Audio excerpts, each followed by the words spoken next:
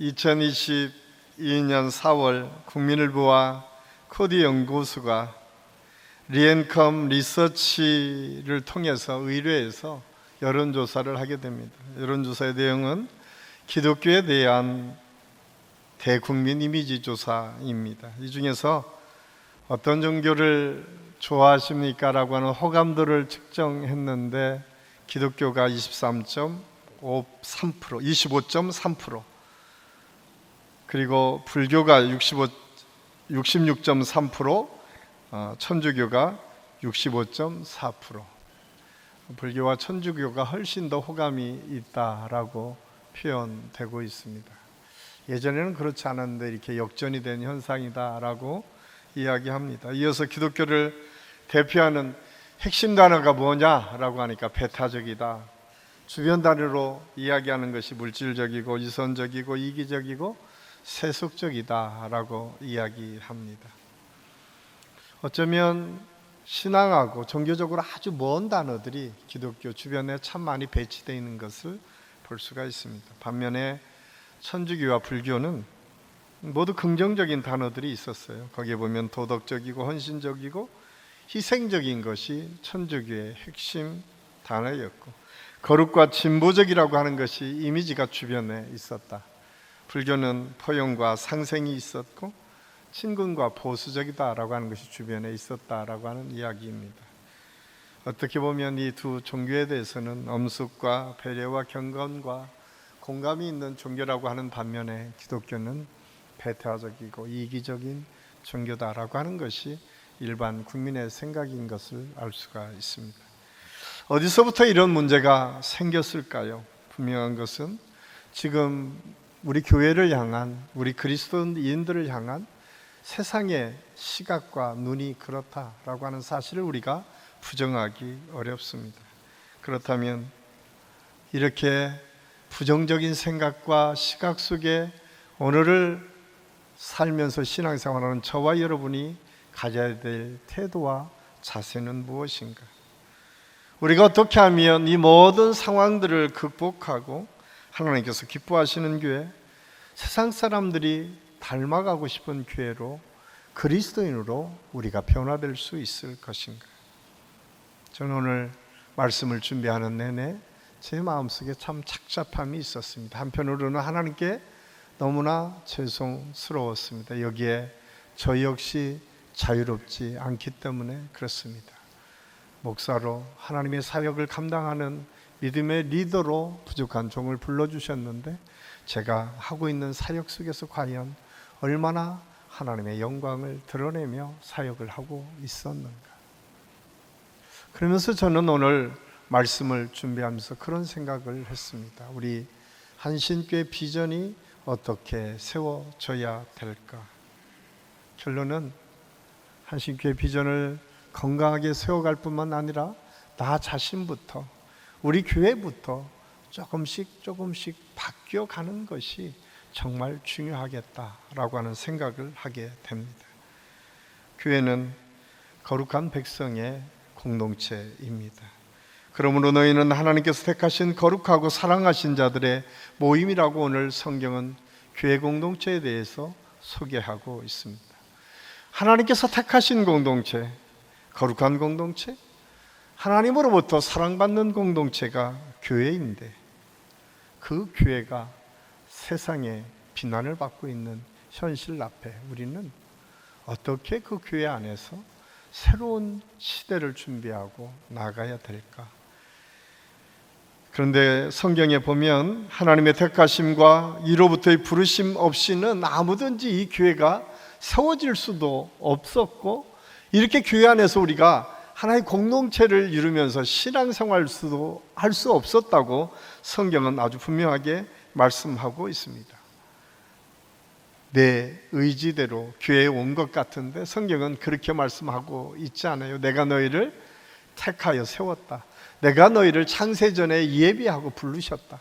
그리고 오늘날 한신교회 교회 공동체 안에서 우리가 함께 신앙생활 하도록 우리를 불러주셨다라고 하는 것이 성경의 말씀입니다. 신명기 7장 7절은 이렇게 우리에게 말씀합니다. 너는 여호와 내 하나님 성민이라. 내 하나님 여호와께서 지상 만민 중에서 너를 자기 기업의 백성으로 택하셨나니 여호와께서 너희를 기뻐하시고 너희를 택하심은 너희가 다른 민족보다 수요가 많은 연고가 아니라 너희는 모든 민족 중에 가장 적으니라. 하나님께서 이스라엘 백성들을 택하신 이유에 대해서 설명하는데, 너희가 숫자가 많고 충분히 선택할 만한 이유가 있고 다른 사람보다 더 많은 일들을 할 수 있는 것처럼 보였기 때문에 이스라엘 백성들을 택한 것이 아니라 하나님께서 사랑하심으로 일방적으로 하나님의 사랑과 은혜 가운데에 이스라엘 백성들이 택해졌다라고 성경은 말씀해주고 있습니다. 수요가 많은 민족도 있었고 이스라엘 백성보다 훨씬 뛰어난 민족도 있었지만 하나님께서는 이스라엘 민족을 세우시고 그 민족을 하나님의 백성으로 삼으셨다라고 하는 것이 성경의 증언입니다. 교회는 어떤 곳입니까? 이렇게 하나님께서 택한 백성들이 모이는 공동체, 이 거룩한 공동체가 교회 공동체입니다. 사실 이스라엘 백성들이 하나의 민족 공동체로 형성된 것은 출애굽 이후에 형성됩니다. 애굽에서 많은 이스라엘 사람들이, 요셉의 가정이 처음 애굽에 내려갔을 때만 해도 한 가문이었던 것이 12지파를 이루고 또한 200만 명 정도 되는 많은 숫자로 풀어냈다고 성경은 기록하고 있는데, 애굽 사람들이 생각하기에 점점 이스라엘 사람들이 많은 걸 보고 두려움에 사로잡히게 됩니다. 이스라엘 사람들은 더 많아질 것 같고 더 강대해서 이제는 우리를 다스릴 것 같다라는 생각이 드니까 그들을 핍박하기를 시작하고 노예를 삼기를 시작합니다. 그때 이스라엘 백성들이 하나님을 향해서 탄원하기를 시작합니다. 하나님, 언제까지 이곳에 우리를 버려두시겠습니까? 아브라함 때부터 우리에게 약속하신 하나님, 가나안 땅을 우리에게 주십시오라고 하는 기도를 하기 시작했고, 하나님께서 모세를 세워서 그들을 애굽에서 탈출하게 됩니다. 그 탈출할 그때에 하나님께서 10가지 재앙을 애굽에게 내리시는데, 그 10번째 재앙이 초태생, 처음 난 것을 다 죽이는 징계를 내리십니다. 그때 하나님께서 먼저 이스라엘 백성들에게 말씀하십니다. 너희가 어린 양을 잡아서 피를 문설주에 바르게 되면 애굽에 있다 할지라도 누구도 초태생이 죽지 않는 은혜를 경험하게 될 것이다 약속해 주셨습니다. 이스라엘 백성들이 그 믿음으로 문설주를 발라 하나님의 은혜를 기대하고 소망했을 때, 하나님께서는 그 문설주에 어린 양의 피가 있는 곳은 건너갔다라고 해서 유월절, 건너뛰다라고 하는 의미의 유월절이 생기게 됩니다. 그래서 이스라엘 백성들 외에 애굽에 있는 모든 사람들의 초태생, 심지어는 사람뿐만 아니라 그들이 기르고 있는 짐승까지도 처음 것들은 다 죽임을 받았다고 성경은 기록하고 있습니다. 그 사건을 통해서 하나님께서 특별하게 이스라엘 백성들을 생각한다라고 하는 사실을 애굽 사람들도 알았고 이스라엘 백성들도 알았습니다. 이 어린 양의 피와 그 구원의 역사가 연결돼서 신약시대에 예수 그리스도가 우리를 위해서 보혈을 흘려주시고 우리를 구원해 주시는 하나님의 놀라우신 은혜의 역사를 표상하는 내용으로 유월절이 소개되고 있습니다. 신약의 교회는 이렇듯 예수 그리스도가 우리를 위해서 십자가에 못 박혀 죽으시고 부활한 사건을 기념하고 그 부활을 믿는 믿음의 사람들이 모여서 교회를 이루기 시작한 것이 신약 교회의 모습이었음을 알 수가 있습니다.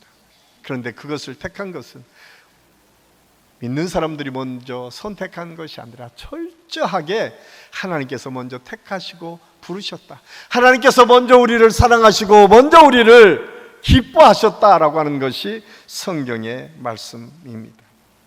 그래서 우리 교회 공동체는 먼저 우리가 생각해야 될 것은 우리는 철저하게 하나님의 은혜 때문에 사는 존재고, 하나님께서 은혜로 우리를 불러주시고 하나님의 은혜로 보혈을 흘려주심으로 새로운 삶을 주신 믿음을 가지고 사는 공동체인 것을 잊어서는 안 됩니다. 그래서 교회 공동체는 세상의 공동체와 달라야 됩니다.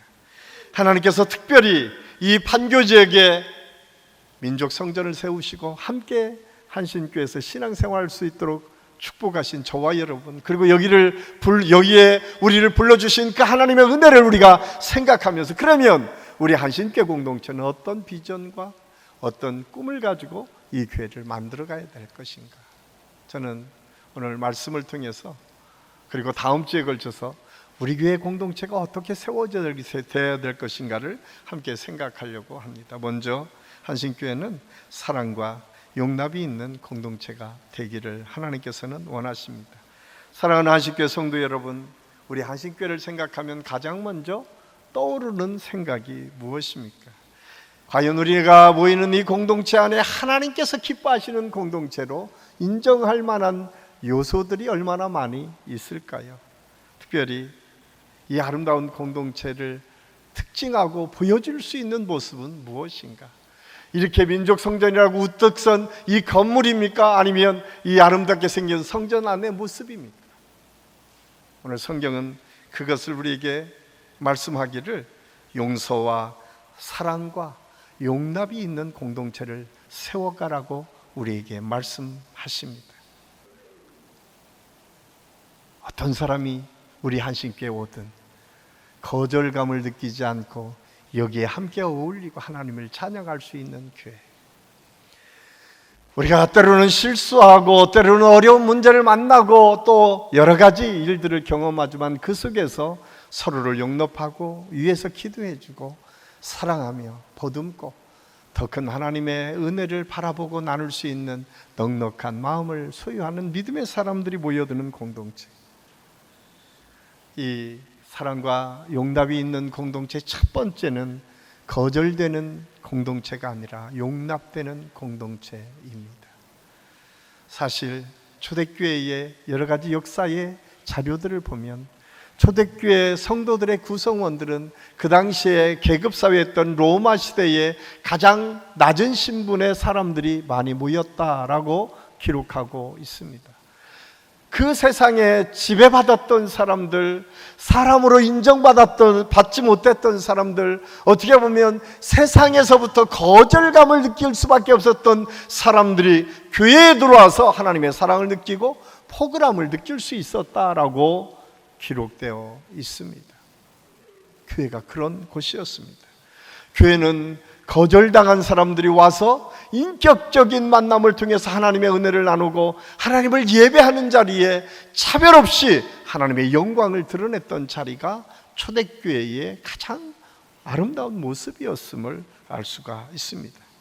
그래서 오늘 13절 14절은 이렇게 우리에게 말씀하고 있습니다. 누가 누구에게 불만이 있거든 서로 용납하여 피차 용서하되 주께서 너희를 용서하신 것 같이 너희도 그리하고 이 모든 것 위에 사랑을 더하라. 이는 온전히 매는 띠니라. 하나님께서 그렇게 말씀하십니다. 너희를 용서하신 예수 그리스도의 사랑이 너희에게 있다면, 용서받은 우리가 또 다른 사람을 용서하고 용납하는 것은 당연한 믿음의 사람들이 가져야 될 태도임을 오늘 성경을 통해서 권면하고 있어요. 그리고 우리를 묶어주는 것이 무엇인가? 그것이 궁극적으로 사랑이다라고 말씀하고 있습니다. 오늘 유명한 목사님의 간증입니다. 겉으로 보기엔 번듯한 기독교 집안이어서 결혼을 했습니다. 결혼하고 보니 그 집안은 중심은 없고 격심만 갖추는 시부모님의 혹독한 시집살이가 시작되었다고 합니다. 그러던 어느 날 그 마음에 너무 힘들어서 뛰쳐나가서 기도원에 갔습니다. 그리고 기도원에 가서 기도를 열심히 하는 중에 은혜를 받아 그가 마음에 그런 마음이 드는 거예요. 내가 성경을 읽으면서 내가 먼저 문제가 있었구나, 내가 먼저 죄인이구나 라고 하는 생각을 하게 되고, 동시에 시댁 식구들과 남편을 긍휼히 여기는 마음이 생기기 시작했다라고 고백합니다. 그리고 시어머니에게 한 통의 편지를 씁니다. 시집살이하며 고달팠던 마음을 솔직하게 털어놓고 부족한 며느리여서 죄송하고 시어머니를 사랑한다고 기도한다는 말을 적어 편지를 보냈습니다. 그리고 집에 돌아왔는데 놀라운 일이 일어납니다. 집을 나간 것에 대해 화를 내고 쫓아내지 않을까 노심초사했던 마음으로 왔었는데 시부모님들이 따뜻하게 맞이해 주었습니다. 솔직한 마음을 담은 편지 한 장이 관계 회복의 단초가 되어서 목사님이 그 가정에서 새로운 변화를 이룰 수 있었다라고 고백하고 있습니다. 그 목사님이 우리도 잘 아는 우리들 교회 김양재 목사님의 간증입니다. 모든 관계의 변화의 시작은 나로부터 시작됩니다. 교회에서도 마찬가지입니다. 사랑과 용납이 있는 공동체가 되기 위해서 먼저 우리에게 필요한 것은 내 자신이 어떤 존재인지, 내가 어떤 사랑을 받는 존재인지를 깨닫고 내가 먼저 하나하나 바뀌어갈 때에 우리 가정이 바뀌고 내가 만나는 사람들과의 관계가 바뀌고 교회가 바뀌어간다라고 하는 사실을 우리는 잊어서는 안 됩니다. 바리새인들처럼 비판하고 지적하며 자기 주장만 내세운다고 해서 그 문제가 해결되고 더 좋은 교회로 성장하지 않습니다. 오히려 문제를 더 일으킬 뿐입니다. 권위주의에 빠져서 상대를 가르치고 훈계하려는 사람만 많은 교회는 늘 문제가 끊어지지 않는 교회가 될 수밖에 없음을 우리는 알아야 됩니다. 기독교 하면 떠오르는 이미지가 배타적이고 이기적이다, 그리고 이선적이다라고 하는 이 말은 충격적이지 않습니까? 그런데 그 말의 핵심이 누구를 향해 있는가? 다른 사람이 아니라 우리 자신, 내 자신에게 있다고 하는 사실을 우리는 먼저 깨달아 알아야 됩니다. 반면 자기 잘못을 정직하게 고백하고 서로 용서하면 신뢰 관계가 구축되고 약점까지도 너그럽게 포용되고 서로 용서하며 사랑할 수 있는 관계가 된다는 사실을 우리가 알 수 있습니다. 분열과 반목은 사라지고 구원의 기쁨이 더해가는 공감과 사랑이 가득한 공동체로 조금씩 변화될 수 있습니다. 그런데 이렇게 자신을 돌아보고 죄를 자백하고 상대를 존중한다는 것이 결코 쉬운 일은 아닙니다. 오늘 12절은 사도 바울을 통해서 그럴 수 있는 단초를 이렇게 우리에게 말씀합니다. 그러므로 너희는 하나님이 택하사 거룩하고 사랑받는 자처럼 긍휼과 자비와 겸손과 온유와 오래 참음을 옷 입고. 그렇습니다. 우리가 사랑과 용납의 공동체를 만들기 위해서 먼저 우리에게 필요한 것이 그리스도로 우리가 변화되고 옷 입는 믿음의 삶이 우리에게 나타날 때 가능하다라고 말씀하고 있습니다. 그 첫 번째가 내가 사랑받는 것을 느끼는 거예요. 그런데 우리는 가끔 사랑받는 것을 오해할 때가 있습니다. 하나님께서 온 천하에 나만을 사랑한다고 하는 사실은 우리가 알 수 있습니다. 그러나 그것이 다른 사람을 무시하거나 무리하게 행해도 된다는 이야기가 아닙니다. 내 주장만이 옳다고 주장하라고 하는 그 권리를 주었음도 아닙니다. 하나님 앞에 내가 특별하다라고 하는 것은 하나님의 특별한 은혜가 아니면 나는 도대체 살아날 수 없는 죄인인 것. 그래서 사도 바울이 고백하고 있는 것처럼 죄인 중에 죄인인 것을 깨닫는 것, 이것이 은혜고, 이 출발이 그리스도로 옷 입는 믿음의 사람의 삶의 모습임을 알 수가 있습니다. 오늘날 이 사회 속에서 가장 많은 문제를 일으키는 것도 이 특별함 때문에 문제를 경험하게 되는 경우가 참 많이 있습니다. 나한테는 적용되지 않고 다른 사람한테만 뭔가 문제가 적용될 때 우리는 그 문제를 제대로 해결하지 못할 때가 얼마나 많이 있는지 모릅니다. 사랑하는 한신교회 성도 여러분은 정말 하나님께서 우리 한 사람 한 사람을 사랑한다는 사실을 아십니까? 아니, 온 천하에 나 혼자 있는 것처럼 우리 하나님께서 나를 사랑하신다는 사실을 여러분 믿습니까? 믿음이 없으세요? 만약에 믿으신다면 우리는 그리스도로 옷 입어야 됩니다. 우리 안에 얼마나 많은 긍휼의 마음이 있는지 한번 돌아보십시오. 내 안에 온유와 자비와 오래 참음이 내 안에 얼마나 존재하고 있는지 한번 살펴보십시오. 내가 과연 사랑받는 존재라고 하면, 내가 하나님께서 나 하나 있는 것처럼 구별하고 택한 하나님의 백성이라고 하면 내 안에 그런 믿음이, 그런 그리스도가 인정할 만한 아름다운 신앙의 모습들이 얼마나 많이 남아있는지를 살펴보아야 합니다. 만약 그런 마음이 없다면, 그러한 모습들이 발견되지 않는다면 우리는 지금 구별된 사람으로서 하나님의 택하신 거룩한 백성으로서 여전히 바뀌어져야 될 것들이 많이 있다고 하는 사실을 기억하고 하나님께 그 문제들을 놓고 기도하고 변화를 이루기 위해서 힘쓰고 애써야 될 줄로 믿습니다. 사랑과 용납이 있는 공동체는 저절로 만들어지는 공동체가 아니었습니다. 내가 바뀌게 되면서 내가 먼저 긍휼과 자비와 겸손과 온유와 오래 참음을 옷 입어 예수 그리스도의 성품을 내 안에 담아낼 때에, 그래서 나의 삶의 외형적인 실천의 행위가 그런 모습으로 드러날 때에 가능했다라고 하는 사실을 알 수 있습니다. 이 사실을 깨달았던 사도 베드로는 베드로전서 3장 3절 4절에서 이렇게 우리에게 권면하고 있습니다. 우리 함께 읽겠습니다. 너희의 단장은 머리를 꾸미고 금을 차고 아름다운 옷을 입는 외모로 하지 말고 오직 마음에 숨은 사람을 온유하고 안정한 심령에 썩지 아니할 것으로 하라. 이는 하나님 앞에 값진 것이니라. 하나님께서 말씀하십니다. 그냥 보여지는 외모, 그리고 휘황찬란하게 화려하게 보여지는 그것 때문에 너희들이 꾸미는 것이 아니라 너희 마음 깊은 곳에 너희 마음의 온유함, 너희 마음에 그리스도의 인격이 닮아가는 그 내적인 변화를 경험할 수 있어야 된다고 하는 사실을 우리에게 말씀해 주고 있습니다.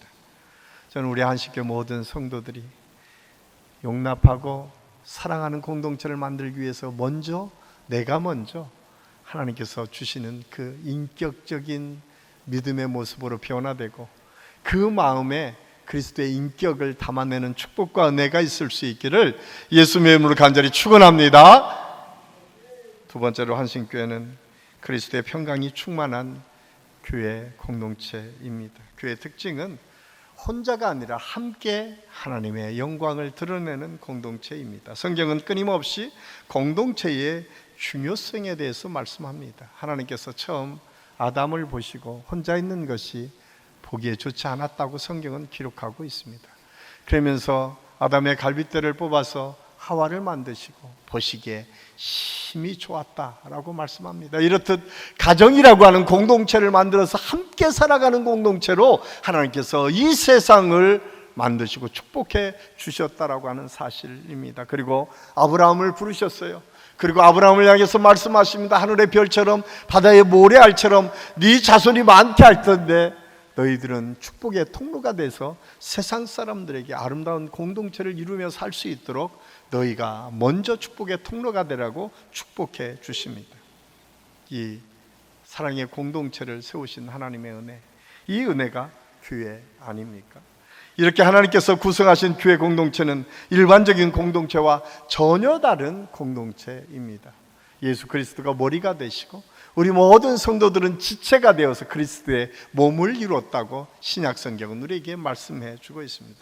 그래서 우리의 관계성은 그냥 개별적인 관계가 아니라 유기적인 관계를 이룬다. 생명의 연대가 깊이 연결되어 있는 유기적인 관계다라고 말씀하고 있습니다. 이 교회 안에서 유기체적인 생명의 관계를 유지하기 위해서 먼저 우리가 생각해야 될 것, 우리 안에 생명을 유지하는 힘과 능력을 드러내는 데 첫 번째 나타나는 것이 사랑이다라고 하는 사실을 우리가 알 수 있습니다. 왜냐하면 예수님께서 우리를 사랑해서 구원해 주셨기 때문에. 우리의 구원의 공동체 교회는 먼저 하나님의 사랑이 우리 안에 부어졌음이 나타나는 것. 이미 교회가 존재한다라고 하는 것은 그 교회 안에 하나님의 사랑이 부어졌음이 보여지는 거예요. 그런데 우리가 그 사랑을 드러내지 못해서 그렇지, 이미 하나님의 사랑이 아니면 교회 공동체는 세워질 수 없기 때문에 이미 교회 공동체에는 사랑이 가득한 공동체가 이미 되었다라고 하는 사실을 우리가 부정하기 어렵습니다. 당시 골로새 교회 안에는 이단 때문에 받은 상처들이 참 많이 있었습니다. 초대교회 안에 이단들 때문에 서로 시기하고 질투하고 때로는 공격하고 그 마음의 상처 때문에 아파하는 사람들이 많이 있었던 것이 골로새 교회의 모습이었던 것 같습니다. 그런데 그 교회를 향해서 사도 바울은 그리스도의 평강이 너희 마음과 생각을 주장하도록 해라 라고 말씀하고 있습니다. 여기 주장하다 라고 하는 헬라어 원어를 보면 브라비오라고 하는 헬라어로 쓰여졌는데 그것은 심판자 또한 지배자라고 하는 의미가 담겨져 있습니다. 그 얘기는 무엇을 이야기합니까? 그리스도의 평강이 내게 임했다라고 하는 것은 심판하듯이, 지배하듯이 내 마음과 생각을 우리 하나님께서, 예수 그리스도께서 지배하신다라고 하는 의미, 그리스도의 평강이 나를 지배할 때에 그 평강이 나타날 수 있다라고 하는 사실을 알 수가 있습니다. 그래서 어떤 것을 결정하든 인간의 눈에 이롭게 보는 대로 결정하는 것이 아니라 성령이 평안한 마음을 주는 대로 결정하게 되고, 이성의 판단을 뛰어넘어 예수님께서 주시는 마음의 평강에 따라 결정하고 행동하는 것이 평강을 가진, 그리스도의 평강을 이루는 믿음의 사람들의 모습임을 알 수 있습니다. 예수님께서는 요한복음 14장 27절에 이렇게 말씀합니다. 평안을 너에게 끼치노니 곧 나의 평안을 너에게 주노라. 예수님은 우리 자신에게 평안을 주신다라고 말씀합니다. 우리가 예수님의 마음을 품을 때에 그리스도의 평강이 우리를 지배한다. 그리스도의 평강을 받았을 때 우리의 마음속에서 감사가 우러나올 수 있다라고 성경은 말씀해 주고 있습니다. 예수님의 마음을 품는 사람, 예수님을 닮아가는 사람, 이 사람이 사랑을 통해서 예수님께 감사와 세상 사람들에게 감사할 수 있는 사람임을 알 수 있습니다. 오늘 17절은 이렇게 우리에게 말씀합니다. 또 무엇을 하든지 말에나 일에나 다 주 예수의 이름으로 하고 그를 힘입어 하나님 아버지께 감사하라. 그리스도의 평강이 우리를 지배하는 사람에게 나타나는 특징은 예수님의 이름으로 모든 일을 하는 거예요.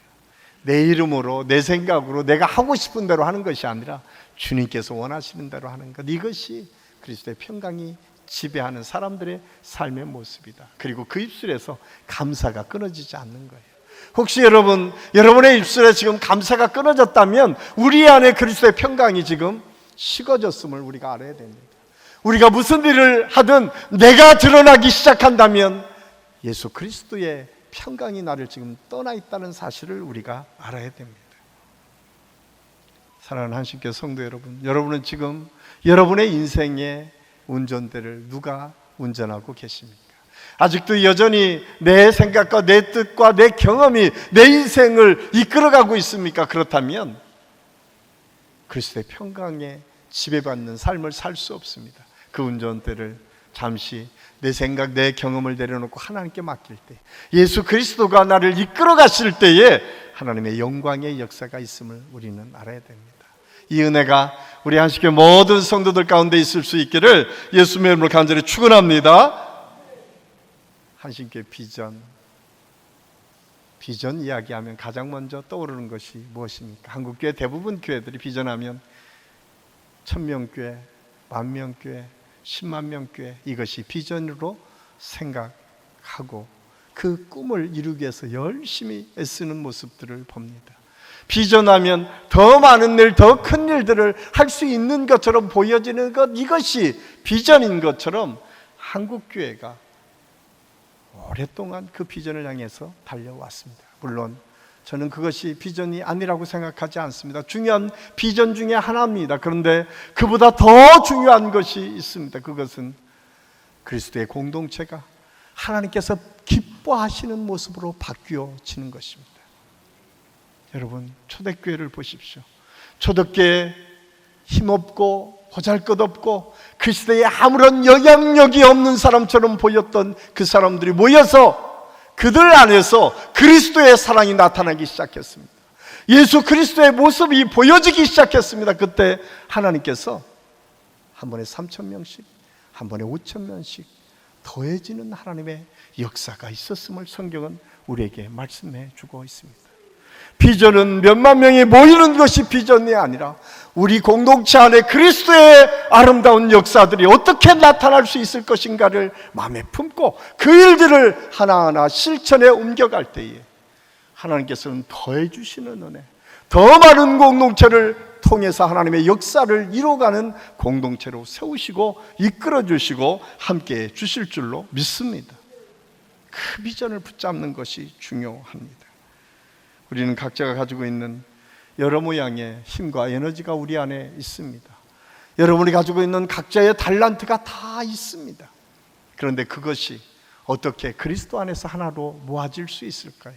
예수 그리스도 안에 예수 그리스도를 통한 공동체로 어떻게 하나님의 놀라신 능력으로 나타날 수 있을까요? 그 첫 번째는 내가 나를 앞세우기 전에 저 사람을 위해서 내가 무엇을 해야 저 사람이 더 드러날 수 있을 것인가?